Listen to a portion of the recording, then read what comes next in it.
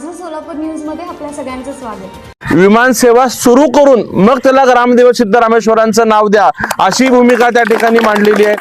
IT पार्कच्या बाबतीत तर आयटी पार्कला सगळेच कंपनी उत्सुक आहेत, कारण का त्यांना उपलब्ध असणारा सगळा एम्प्लॉईज हा मूळचा सोलापूरचाच आहे। आज सोलापुरातल्या जागेच्या किमती आपण पाहिल्या तर एकरी 1 कोटीत आपल्याला शहर हद्दीत जागा मिळते। पुण्यात एखादा फ्लॅट घ्यायचं म्हणलं तर 1 कोटी रुपयाचा जातो। त्यामुळे निश्चितच त्या कंपनी कधी सोलापूरचा विचार करतील, त्यांना इथे रेंट्स कमी लागतील।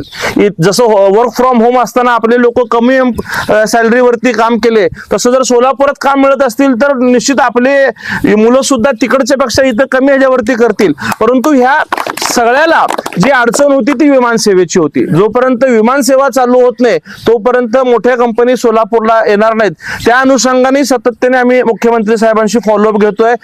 मुरलीधर अण्णा मोहोळ यांचे माझे व्यक्तिगत संबंध आहेत। ते माझ्या प्रचाराला आले, 2-2.5 तास उन्हात त्यांनी प्रचार केलाय। मी अण्णांना भेटेल त्यावेळेस म्हणतो, अण्णा विमान सेवेचा काय, परंतु काही तांत्रिक अडचणी आपल्या सोलापूर विमान सेवेला आले होते। आपल्या एअरपोर्टला फक्त 42 आसनी विमानाला परवानगी होती आणि जर लॉंग टर्मचा विचार करून जर विमान सेवा सुरू करायची असेल तर ती 72 विमान सेवाची असेल। तुमच्यापैकी अनेक जण छोट्या शहरातनं जर प्रवास केले तर तुम्ही बघा, इंडिगो सारखे एअरलाईन 72 सीट्सचेच असतात, पण 42 सीटचं विमान गोव्यातनं फ्लाय 91चं निघायचं, गोव्यातनं सोलापूरला यायचं, सोलापुरातनं मुंबईला जायचं आणि मुंबईतनं पुन्हा तेच विमान ताबडतोब सोलापूरला येऊन ते पुन्हा गोव्याला जायचं। मग तेवढा विमानाचा प्रवास फ्युएल जे आहे ते सोलापूरच्या 40+ टेम्परेचर मध्ये प्रवास करू शकत नाही। हे DGCAने निदर्शनास आणून दिलं की इतक्या उन्हामध्ये जर तुम्ही टाकी पूर्ण फुल करून चालवलात तर त्याचा धोका होऊ शकतो। मग विमानाचं इंधन कमी करण्याच्या सूचना आल्या, सीट कमी करण्याच्या सूचना आल्या। मग कमी सीट्सने जर विमान प्रवास केला तर पुन्हा ते कंपनी लॉस मध्ये जाईल। मग ती चालू होणार आणि 1-2 महिन्यांनी पुन्हा बंद होणार। मग ती बाब त्या विमान कंपनीने निदर्शनास आणून दिली की एक तर इथं रिफ्युलिंग सेंटर सोलापुरात व्हायला पाहिजे किंवा मग ह्याची कॅपॅसिटी तर पुढे वाढवली पाहिजे। मग त्या अनुषंगाने निश्चितच महाराष्ट्र शासन फॉलोअप घेत आहे। आपली फाईल DGCA कडे अंतिम अप्रुव्हलला आहे आणि स्वतः मुख्यमंत्री साहेब हे लक्ष घेऊन मान्यता मिळवून देतो म्हणाले। एअरपोर्ट पूर्वी जे होतं ते फक्त चार्टर विमानाचं लँडिंगचं आपलं एअरपोर्ट होतं।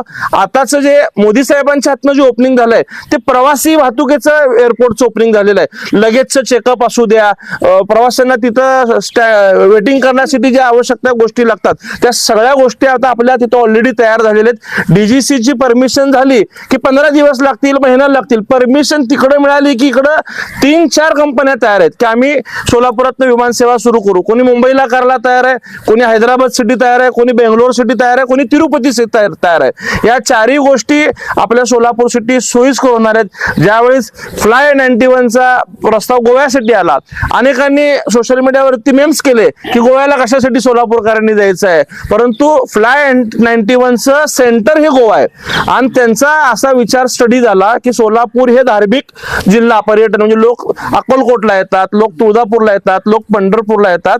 गोव्यापासून तळ कोकण जवळ आहे। तळ कोकणातले जेवढे काही 4-5 जिल्हे आहेत त्या लोकांना सोलापूरला यायचं म्हणले की 600-700 ते 800 किलोमीटरचा प्रवास करावा लागतो। त्यांना तिकडनं गोवा जवळ होतो। ते लोक पणजीतनं इकडं सोलापूरला येऊन ह्या 4ही गोष्टीचं दर्शन करून मग पुन्हा तिकडे जाऊ शकतात। त्यासाठी गोवा हा विचारधीन होता। कुठं का होणे, 2 मोठ्या मेट्रो सिटीजला जर सोलापूरची कनेक्टिव्हिटी झाली तर निश्चितच चांगले कंपनी सोलापूरमध्ये येतील हा विश्वास आपल्या सगळ्यांना आहे। मी प्रामाणिक प्रयत्न त्याच्यासाठी करतोय।